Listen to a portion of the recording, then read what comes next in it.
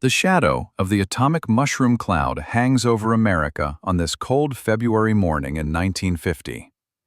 In a small apartment in New York City, a telephone rings at precisely 6:45. The sound shatters the breakfast routine of Julius and Ethel Rosenberg, two ordinary citizens who believe they are living ordinary lives. Outside, FBI agents sit in unmarked cars watching. They have been watching for months. The Korean War rages across an ocean. The Soviet Union has detonated its own atomic bomb years ahead of American predictions. Someone has betrayed the greatest scientific secret in human history. The hunt for traitors has begun, and it will not end until blood is spilled. This is not a story of monsters or ghosts. This is a story of something far more terrifying. Real people, real evidence, real executions. Every name, every date, every word of testimony that follows is documented in court records, FBI files, and sworn statements. The horror lies not in imagination, but in truth.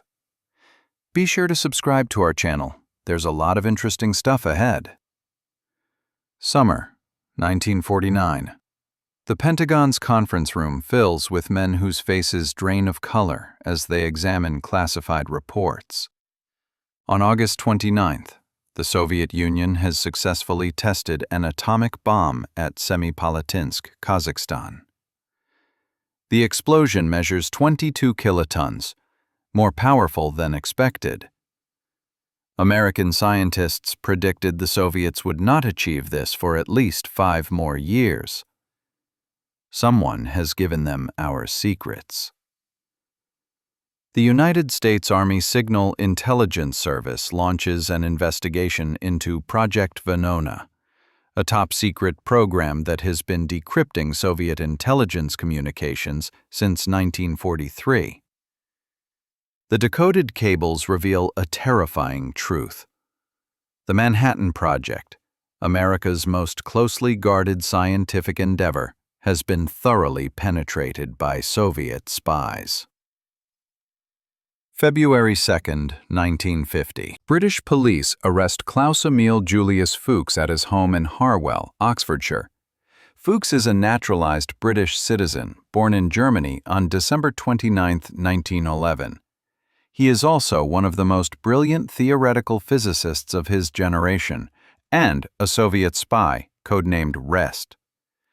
Under interrogation by MI5 officer William Scarden, Fuchs voluntarily confesses. His voice is steady, almost clinical, as he admits to 7 years of espionage beginning in 1942. He describes passing detailed information about the implosion method used in the Fat Man plutonium bomb.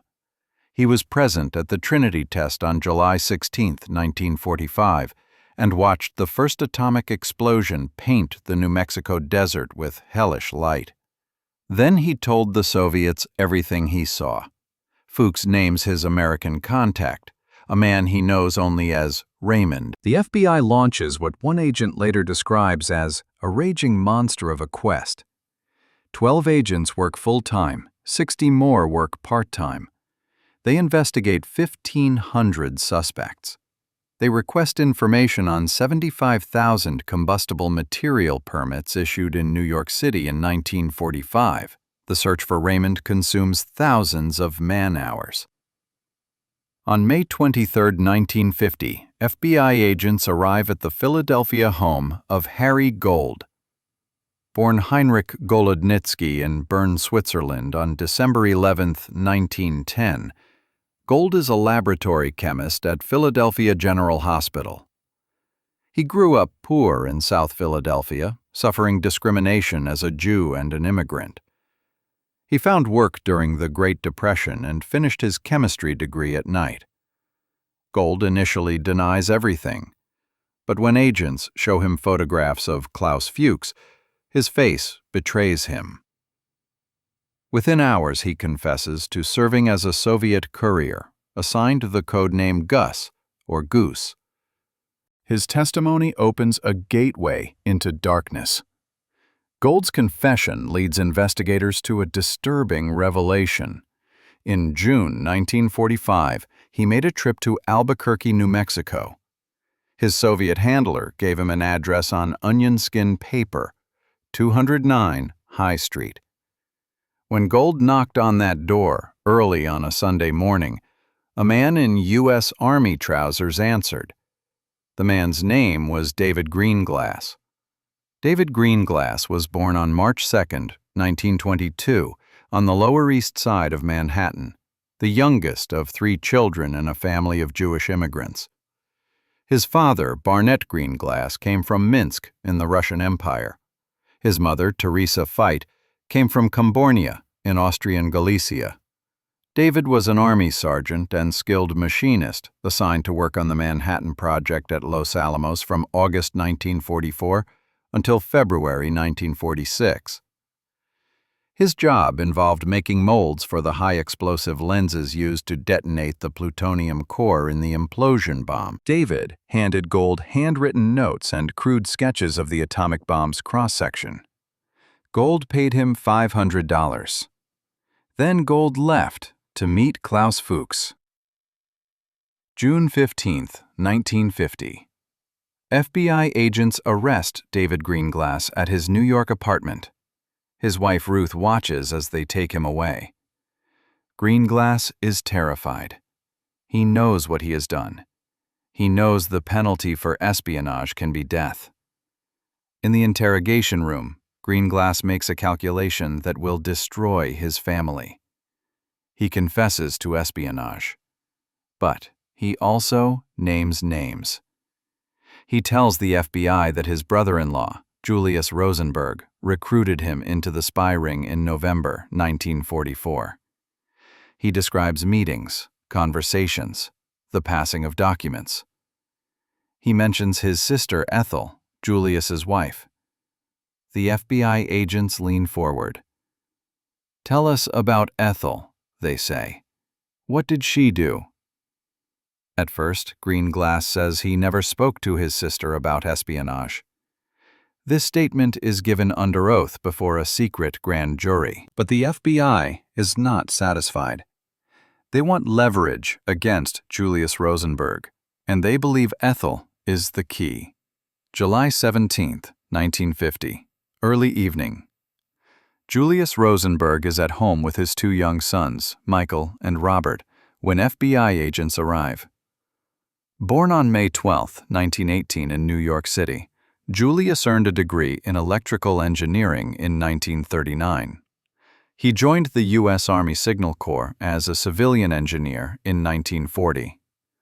By 1942, he was deeply involved in Soviet espionage, assigned the codename Antenna, and later Liberal.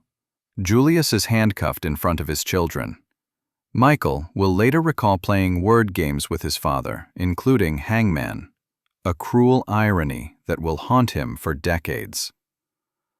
As Julius is led away, FBI agents enter the apartment and conduct a sweeping search for incriminating evidence. They find nothing conclusive. But Julius knows the net is closing. The FBI has David. They have Harry Gold. They will not stop until they have extracted every name, every secret, every shred of information they can use. August 11, 1950. Ethel Rosenberg testifies before a grand jury investigating espionage. Born Ethel Greenglass on September 28, 1915, in New York City, she graduated from high school in 1931 and worked as a clerk. In the early 1930s, she became a member of the Young Communist League. She met Julius through her activism with the Communist Party in 1936. They married in 1939. After her testimony, as Ethel leaves the federal courthouse in New York City, FBI agents arrest her. The case against Ethel is extraordinarily weak. FBI Director J. Edgar Hoover himself suggests a 30-year sentence rather than execution, believing she will eventually name names in jail. But the arrest serves another purpose: to pressure Julius to talk. Ethel's attorney asks the U.S. Commissioner to parole her in his custody over the weekend so she can make arrangements for her 2 young children. The request is denied. Michael is 6 years old. Robert is 10. They watch their mother taken away. Ethel and Julius are charged with conspiracy to commit espionage under the Espionage Act of 1917. The charge is conspiracy, meaning no tangible evidence is required that they actually stole or transmitted specific documents. Their alleged crimes occurred between 1944 and 1950.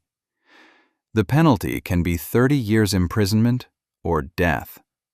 Another defendant is added to the case: Morton Sobel, a classmate of Julius from City College who allegedly tried to recruit Max Ellicher into the spy ring. When Greenglass is arrested, Sobel flees to Mexico with his family under assumed names. Mexican authorities arrest him on August 16, 1950, allegedly for bank robbery. He is extradited to the United States in Laredo, Texas the next day. Sobel maintains he was kidnapped by members of the Mexican secret police and driven to the border. On August 17, 1950, a grand jury returns an indictment alleging 11 overt acts. Both Julius and Ethel Rosenberg are indicted, as are David Greenglass and Soviet agent Anatoly Yakovlev. February 1951. Just 10 days before trial, David Greenglass changes his testimony. In August 1950, before the grand jury, he stated under oath, "I said before, and say it again, honestly, this is a fact. I never spoke to my sister about this at all." Neither he nor his wife Ruth mentioned Ethel typing notes in their initial confessions or in subsequent FBI interviews. Now, Greenglass tells a different story. In exchange for this new testimony, Ruth is permitted to remain with their children and care for them. She is named a co-conspirator, but never indicted. The deal is simple and brutal. David's testimony against Julius and Ethel will save Ruth from prosecution. Greenglass now claims that in September 1945, Julius came to their New York apartment with sketches and notes about the atomic bomb. According to this new version, Ethel was present in the living room.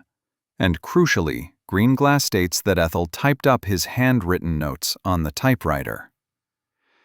This testimony, later admitted to be false, will seal Ethel Rosenberg's fate. March 6, 1951. The trial begins in the United States District Court for the Southern District of New York. The courtroom is packed.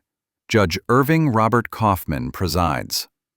Kaufman is a staunch anti-communist who has previously given maximum sentences to communists convicted of lying to a grand jury, accusing them of attempting to destroy the United States.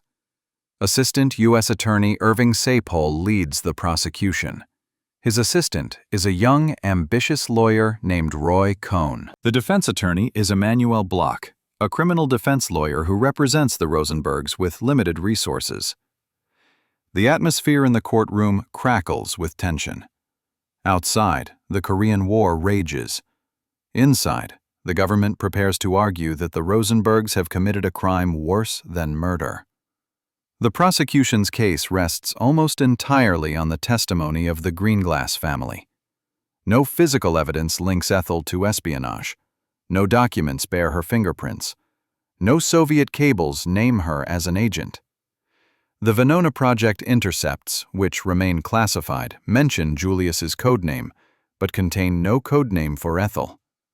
The first witness is Max Ellicher, who describes a midnight car trip in 1948 with Morton Sobel to deliver a film canister to Julius Rosenberg. Then comes Harry Gold, now in custody and cooperating. Gold testifies about receiving handwritten notes and sketches from David Greenglass in Albuquerque in June 1945. Gold recalls that Greenglass gave him information that Soviet handler Anatoly Yakovlev later called extremely excellent and very valuable. Gold describes the recognition signal. He was told to go to the apartment with the typed address and announce, "I come from Julius." In earlier statements to the FBI, Gold had remembered the signal as, "I come from Ben." David Greenglass takes the stand. He is 29 years old. His testimony will determine whether his sister lives or dies. He speaks clearly, methodically. He describes being recruited by Julius in November 1944. He tells the jury about meetings in cars on dark streets, about burning notes in a frying pan, about Julius cutting a Jell-O box in two to use as a recognition signal. Roy Cohn asks what flavor the Jell-O was. The jury leans forward. These mundane details make the espionage feel real, tangible. A Jell-O box, something any American family might have in their kitchen, becomes a symbol of betrayal. Greenglass testifies that he gave Julius several pages of handwritten notes and sketches regarding the atomic bomb when he returned to New York on furlough in September 1945. Then comes the critical moment. Greenglass states that Ethel typed his notes. He describes her sitting at the typewriter in their apartment, transcribing the secrets that would help the Soviets build their bomb. Defense attorney Emanuel Bloch attempts to discredit Greenglass, suggesting he wants revenge because of a failed machine shop business venture with Julius. But the damage is done. To help the jury understand the significance of Greenglass's testimony, the prosecution calls Walter Koski, an Atomic Energy Commission physicist. Koski explains the potential value of the sketches to an enemy interested in developing an atomic bomb. The Atomic Energy Commission has decided that the implosion concept can be declassified for the trial, limiting all discussion to weapons used in World War II. When Greenglass begins testifying about the atomic secrets, defense attorney Bloch makes a surprise motion. He asks that all testimony about the alleged secret of the atomic bomb be impounded, and that spectators and news reporters be removed from the courtroom. Judge Kaufman initially makes everyone leave. 10 minutes later, he invites the news reporters back in, asking them to use their discretion. Bloch's strategy backfires catastrophically. Many observers, including prosecutors, Sobel's lawyers, and some jurors, see the request as a blunder that lends credibility to the prosecution's contention that the material in question truly contains vital secrets. The defense presents its case. Julius and Ethel take the stand. Both invoke their Fifth Amendment rights when asked about membership in the Communist Party. To the jury in 1951 America, this refusal sounds like an admission of guilt. Julius denies all charges of espionage. He denies recruiting his brother-in-law. He denies cutting up a Jell-O box. He denies every single allegation. His testimony is calm but not convincing. The evidence against him, the testimonies of Gold and Greenglass, the web of contacts and meetings, is overwhelming. Ethel also denies all charges. She states that she knew nothing of any espionage activities. Her testimony is brief. She appears impassive in court, her face a mask. The media gleefully judges her as unfeeling. One reporter notes that she does not cry. Another comments on her poor clothing. The Rosenbergs have very little money, as Julius engaged in espionage for ideological reasons, not financial gain. Her stoicism is interpreted as callousness, her calm as guilt. Elizabeth Bentley testifies. Dubbed the Red Spy Queen by the press, Bentley is a former Soviet spy and ex-lover of the Soviet Union's chief U.S. spy. She turned informer in 1945 and now writes books about her undercover exploits. She seems to revel in publicity. Bentley testifies that Julius Rosenberg made contact with Jacob Golos, chief of the KGB's American operations, until his death in 1943, through herself. The testimony is dramatic, but adds little concrete evidence. What matters is the cumulative effect. Witness after witness describing a vast Soviet spy network, with Julius Rosenberg at its center. Morton Sobel sits silently through the trial. He repeatedly invokes his Fifth Amendment rights, refusing to testify. His silence damns him. March 29, 1951. After deliberating, the jury returns. The foreman stands. The verdict: guilty. Julius Rosenberg, guilty of conspiracy to commit espionage. Ethel Rosenberg, guilty of conspiracy to commit espionage. Morton Sobel, guilty. The Rosenbergs show no visible emotion. Ethel sits perfectly still. Julius stares straight ahead. Their lives now hang in the balance, dependent on the sentencing decision of Judge Irving Kaufman. April 5, 1951. Sentencing Day. Judge Kaufman has consulted privately with prosecutors, other judges, and Department of Justice officials. Communications that will later be questioned as improper ex parte contacts. The courtroom falls silent as Kaufman prepares to announce his decision. Kaufman's statement is scathing and apocalyptic. He calls the crime worse than murder. He states, "I consider your crime worse than murder.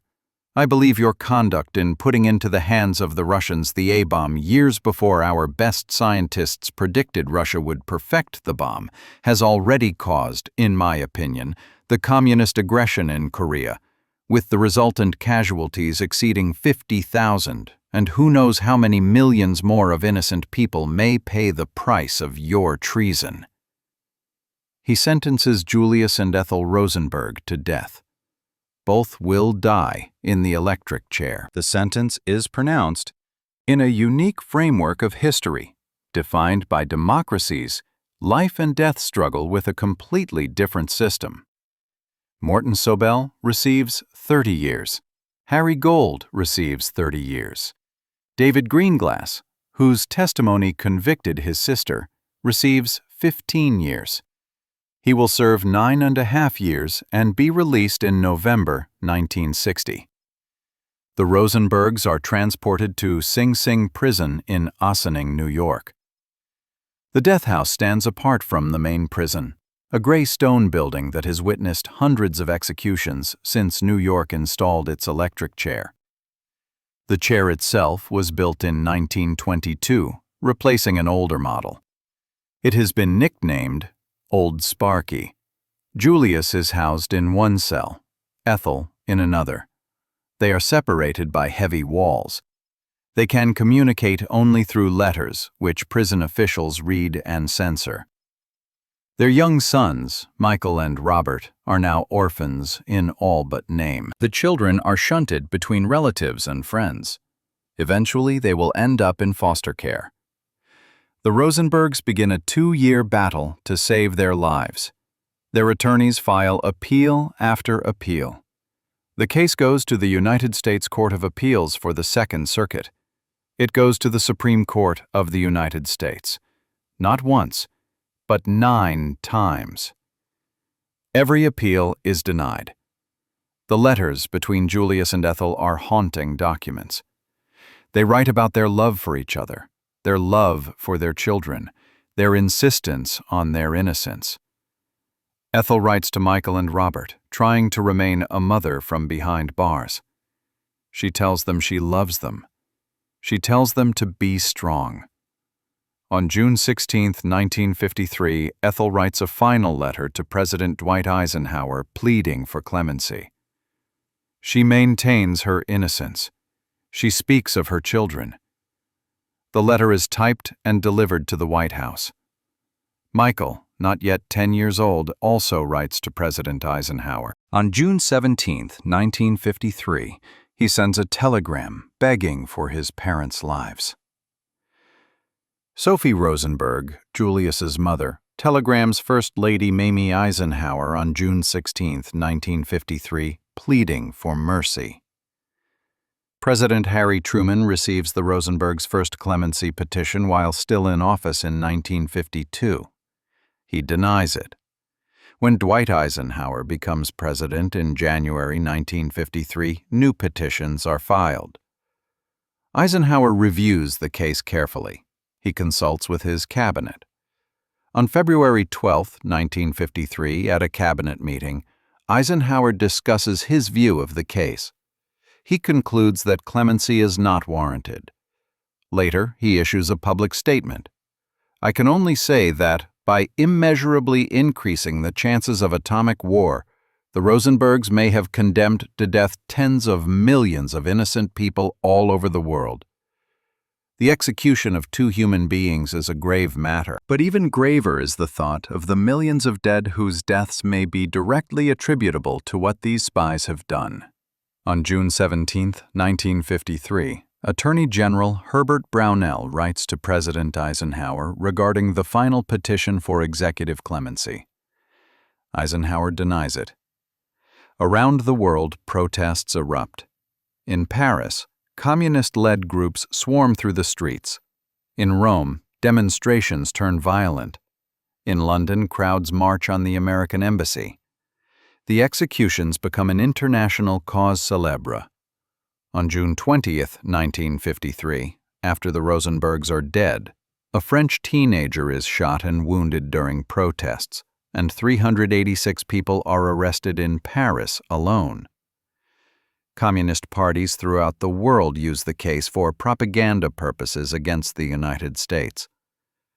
American embassies in Canada and Europe are flooded with petitions for clemency, but the U.S. government remains unmoved. The message is clear. In the Cold War, spies will receive no mercy. June 19, 1953. The execution is originally scheduled for 11 p.m. during the Sabbath. The Rosenbergs are Jewish.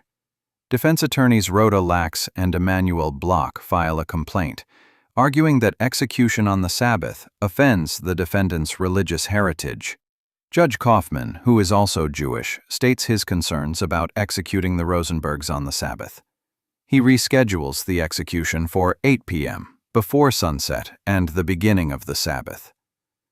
This is the regular time for executions at Sing Sing. The defense's strategy backfires. Instead of delaying the execution, the new time moves it forward.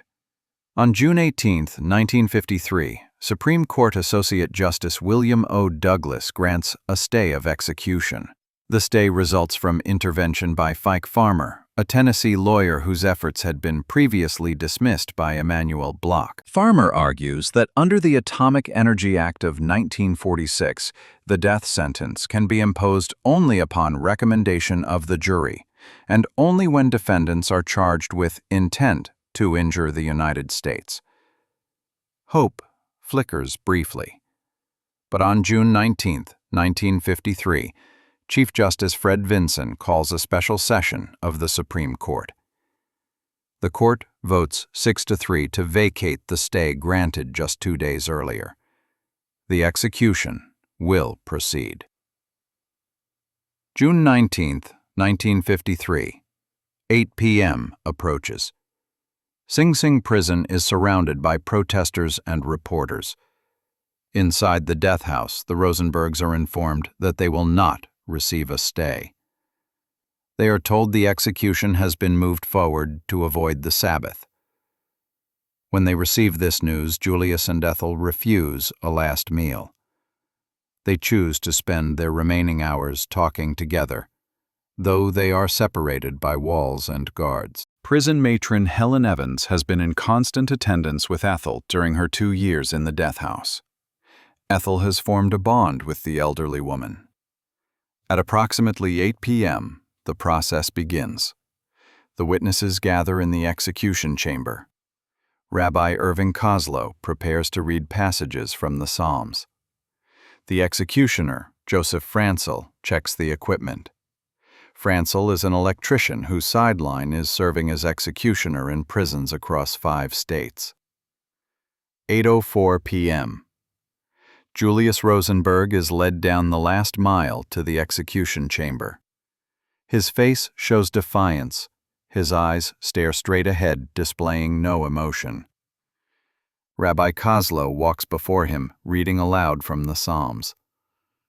Julius is strapped into the electric chair. The cathode element, soaked in saline solution and resembling a football helmet, is fitted to his head. Electrodes are attached to his body. The witnesses watch in silence. At 8:05 p.m., executioner Joseph Francel throws the switch. 2,000 volts surge through Julius Rosenberg's body. He convulses violently. The current flows for several seconds, then stops. The body relaxes. 2 more shocks follow. 3 shocks in total, each lasting seconds that feel like hours. At 8:06 p.m., Doctors H.W. Kipp and George McCracken apply their stethoscopes to Julius's chest. They confer briefly. Dr. Kipp turns to Warden Wilfred Deno and pronounces Julius Rosenberg dead. A grotesque smile is frozen on Julius's lips. Julius's body is removed to an autopsy room less than 20 feet from the execution chamber. Only 2 minutes pass. At 8:08 p.m., the door to the left of the electric chair opens. Ethel Rosenberg emerges. She walks calmly down the last mile. She is unsmiling, her thin lips drawn to a narrow slit. She wears an ill-fitting dark green figured print dress supplied by the state. Rabbi Kozlow precedes her, reading aloud passages from the 15th and 31st Psalms. Prison matron Helen Evans walks on her left. Another matron, Mrs. Many, who says she is filling in from her regular job as telephone operator, walks on Ethel's right. 2 male guards follow. Ethel reaches the chair. She has one hand on it when she suddenly turns. She grasps the hand of Helen Evans, the matron who has attended her for 2 years. Ethel puts her arm around the elderly woman and kisses her left cheek. She mumbles a few words of thanks or farewell. The witnesses cannot quite hear. Then she turns and sits down in the chair. She does not know that her husband is already dead, just as Julius did not know whether Ethel preceded him in death. The guards strap Ethel into the chair with practiced efficiency. The cathode helmet is fitted to her head. The electrodes are attached. At 8:11 Joseph Francel throws the switch. The first shock hits Ethel's body with 2,000 volts. A thick white stream of smoke curls upward from the football-type helmet on her head. The smell of burning flesh and hair fills the execution chamber. Several witnesses gag. The current stops. The burned body relaxes. The second shock. The third shock. The fourth shock. Each time, Ethel's body convulses. Each time, smoke rises. A prison guard steps forward and releases one strap. He pulls down the round-necked dress to expose Ethel's chest. Doctors Kipp and McCracken apply their stethoscopes. They listen. They confer in low tones. Executioner Francel joins them. The doctors' faces show concern. They nod to each other, then step back to their positions beside Warden Deno, alongside the wall. They do not pronounce Ethel dead. Francel returns to the switch. He throws it again. The fifth shock surges through Ethel Rosenberg's body at approximately 8:15 p.m. More smoke rises from her head. The witnesses sit frozen in horror. This is not supposed to happen. 4.5 minutes have passed since the first shock. Julius died from 3 shocks in 2 minutes. When the 5th shock ends, the doctors examine Ethel again. This time, when they apply their stethoscopes to her chest, they quickly pronounce her dead. Dr. Kipp turns to Warden Deno and states, "I pronounce this woman dead." It has taken 5 electrical shocks to kill Ethel Rosenberg. Smoke curled from the top of her head. Some witnesses will later report that her heart was still beating after the 3rd shock, requiring the unprecedented additional applications of current. Julius and Ethel Rosenberg are the first American civilians executed for espionage charges. They are the first executed for such crimes during peacetime. Ethel becomes the first woman executed by the U.S. government since Mary Surratt was hanged in 1865 for her alleged role in the assassination of President Abraham Lincoln. June 20th, 1953, morning. Ethel and Julius Rosenberg are buried at Wellwood Cemetery in New York. The Times reports that 500 people attend the funeral. Some 10,000 stand outside. The Communist Party organizes the mourners. Songs are sung, speeches are made. The Rosenbergs are declared martyrs. Their sons, Michael and Robert, are 6 and 10 years old. They do not attend the funeral. They are being cared for by friends of the family, Bernard and Sonia Bach, in New Jersey. Eventually, the boys will be adopted by writer and songwriter Abel Meeropol and his wife. The boys will take the surname Meeropol. They will grow up knowing that their parents died maintaining their innocence. The orphaned children become a symbol. Communist propaganda portrays them as victims of American injustice. Non-communist sympathizers also rally to their cause, but nothing can bring their parents back. The years pass. The Cold War deepens. The arms race accelerates. The Soviet Union develops the hydrogen bomb. The United States develops larger and more terrible weapons.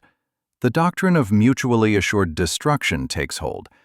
The world lives under the shadow of potential nuclear annihilation. David Greenglass serves his sentence. He is released from federal prison on November 16, 1960. He is required to report periodically to a parole officer until November 1965. After his release, Greenglass and his family live in New York City under an assumed name. For years they live on 228th Street in Laurelton, Queens. The question haunts him: did you condemn your sister to death with false testimony? 1995. The U.S. government declassifies the Venona Project files, the decoded Soviet intelligence communications, intercepted between 1943 and 1980, are finally made public after decades of secrecy. The cables provide compelling evidence of Julius Rosenberg's role as a Soviet spy. They corroborate his codenames, Antenna and Liberal. They describe his espionage network. They confirm that he recruited Manhattan Project spies. But the Venona cables mention no codename for Ethel. A 1944 cable mentions the recruitment of Ruth Greenglass, David's wife, but makes no mention of Ethel Rosenberg. The evidence suggests that Julius was guilty, but was Ethel? 1996. The New York Times reporter Sam Roberts interviews David Greenglass, now an old man. Greenglass makes a stunning admission. He lied under oath about his sister Ethel typing the notes.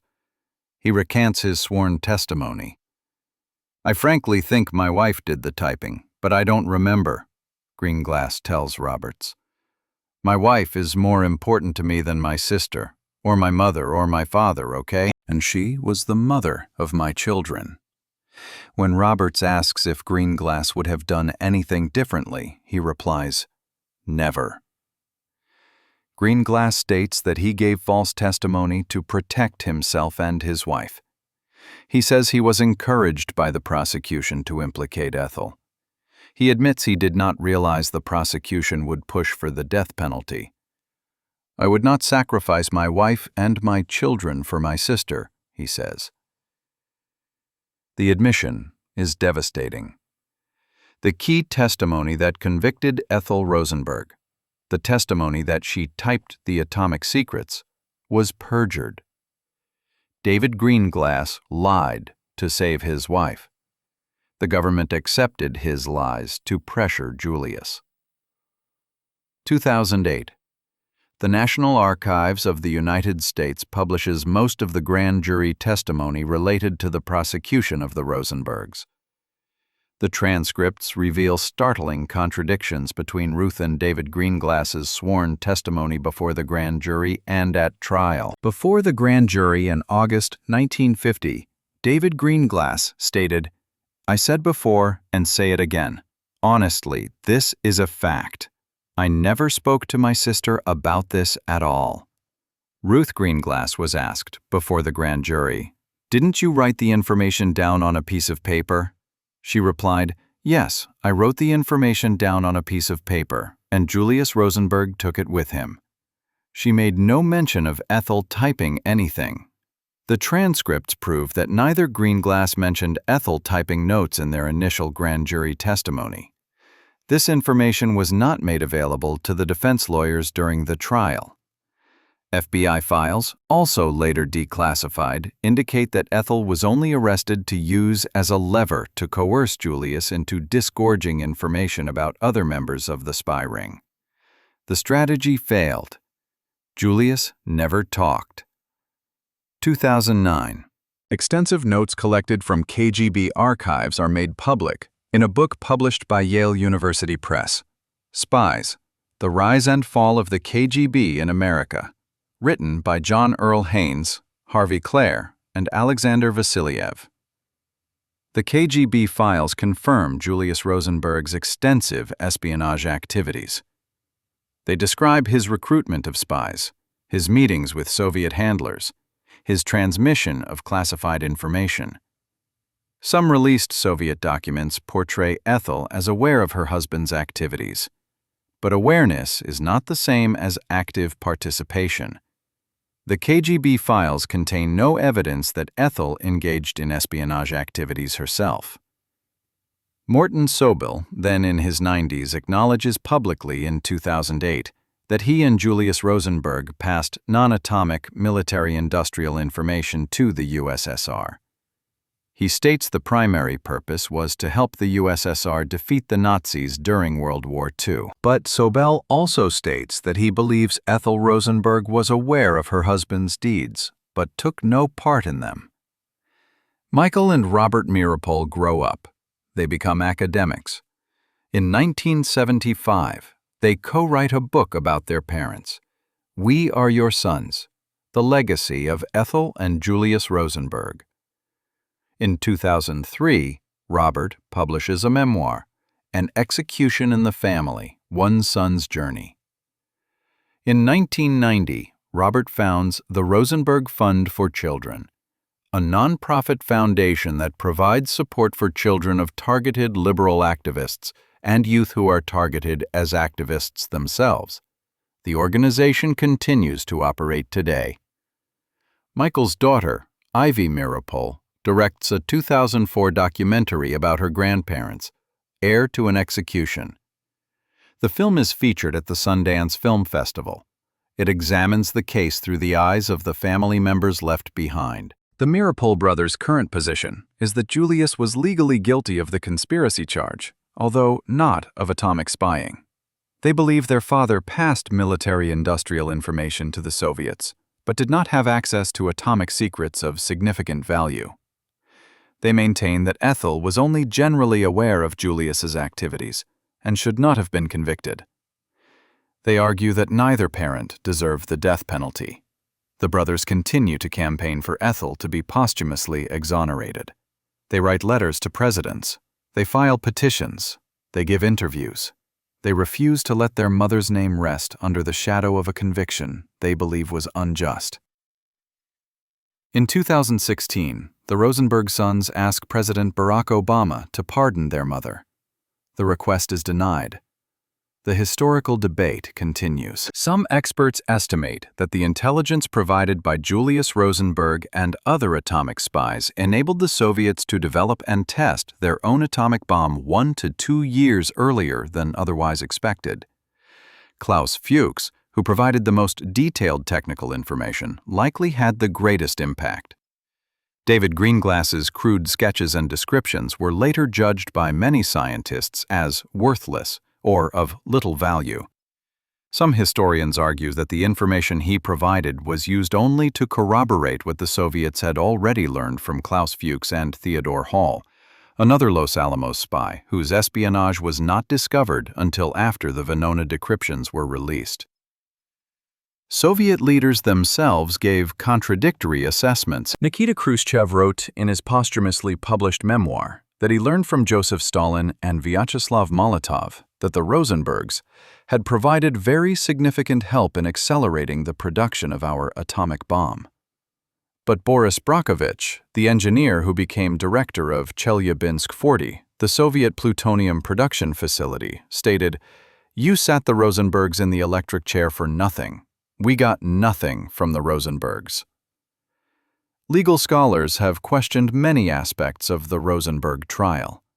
Judge Irving Kaufman's private consultations with prosecutors and other officials about sentencing violated judicial ethics standards. His inflammatory rhetoric about the crime being worse than murder and blaming the Rosenbergs for the Korean War casualties prejudiced the case. The withholding of grand jury testimony that contradicted trial testimony denied the defense exculpatory evidence. The use of David Greenglass's perjured testimony, knowingly or unknowingly, raises questions about whether the government secured a conviction through false evidence. The fact that FBI Director Hoover suggested a 30-year sentence for Ethel, not execution, indicates that even the government did not initially believe she merited death. Roy Cohn, the aggressive young prosecutor, later became infamous as Senator Joseph McCarthy's chief counsel during the anti-communist hearings. In 1993, playwright Tony Kushner included scenes in Angels in America, where Cohn is haunted on his deathbed by the ghost of Ethel Rosenberg.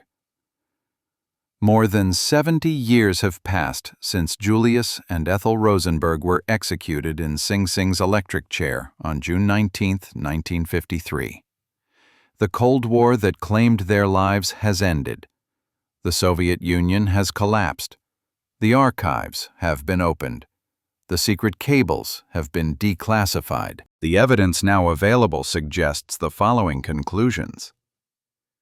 Julius Rosenberg engaged in espionage for the Soviet Union from approximately 1942 until 1945, when the Soviets suspended him after his discharge from the Army Signal Corps. He recruited several spies, including David Greenglass. He passed military-industrial information and some atomic-related material to Soviet handlers. He committed crimes that violated the Espionage Act. Ethel Rosenberg was almost certainly aware of her husband's activities. She may have supported him ideologically. She may have known about meetings and contacts. But the evidence that she actively participated in espionage is thin to non-existent. The key testimony against her, that she typed atomic secrets, was false, as David Greenglass later admitted. She was likely arrested, tried, and convicted to pressure her husband to confess and name other spies. The strategy failed, but Ethel paid with her life. The Rosenberg case remains one of the most controversial in American legal history. It stands as a testament to the anti-communist hysteria that gripped the United States in the 1950s. It demonstrates the dangerous intersection of national security concerns, political pressure, and the justice system. It shows how fear can lead to excess, how the ends can be used to justify the means, and how innocent people can become collateral damage in the pursuit of broader objectives. 2 young boys lost their parents. A woman who may have been guilty only of loyalty to her husband died in an electric chair, smoke rising from her head as 5 electrical shocks finally stopped her heart. A man who recruited spies and betrayed his country also died, but his guilt is clear. A brother sent his sister to her death with lies. A government executed civilians for peacetime espionage for the first time in American history. The execution chamber at Sing Sing still stands, though it is no longer used.